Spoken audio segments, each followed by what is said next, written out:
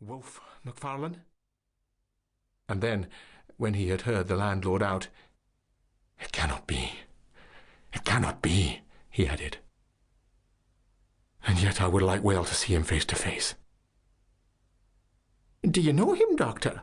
asked the undertaker, with a gasp. "God forbid," was the reply. "And yet the name is a strange one. It were too much to fancy too. Tell me, landlord, is he old?" "Well," said the host, "he's not a young man, to be sure, and his hair is white.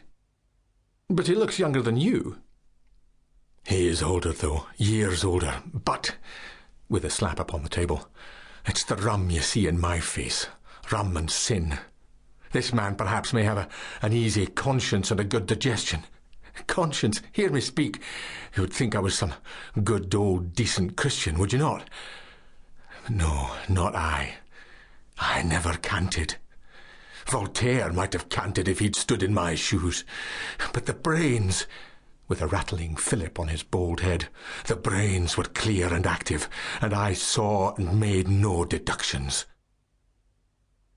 "If you know this, doctor," I ventured to remark, after a somewhat awful pause, "I should gather that you do not share the landlord's good opinion." Fettes paid no regard to me. "Yes," he said with sudden decision. "I must see him face to face." There was another pause, and then a door was closed rather sharply on the first floor, and a step was heard upon the stair. "That's the doctor," cried the landlord. "Look sharp and you can catch him." It was but 2 steps from the small parlour to the door of the Old George Inn. The wide oak staircase landed almost in the street, and there was room for a turkey rug and nothing more between the threshold and the last round of the descent. But this little space was every evening brilliantly lit up, not only by the light upon the stair and the great signal lamp below the sign, but by the warm radiance of the bar-room window. The George thus brightly advertised itself to passers-by in the cold street. Fettes walked steadily to the spot, and we, who were hanging behind, beheld the 2 men meet, as one of them had phrased it, face to face. Dr. McFarlane was alert and vigorous. His white hair set off his pale and placid, although energetic, countenance. He was richly dressed in the finest of broadcloth and the whitest of linen, with a great gold watch chain and studs and spectacles of the same precious material. He wore a broad-folded tie, white and speckled with lilac, and he carried on his arm a comfortable driving coat of fur.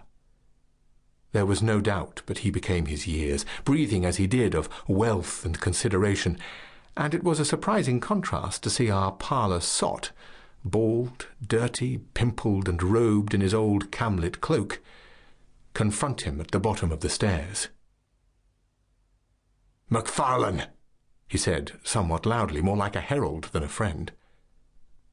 The great doctor pulled up short on the 4th step, as though the familiarity of the address surprised and somewhat shocked his dignity. "Toddy McFarlane," repeated Fettes.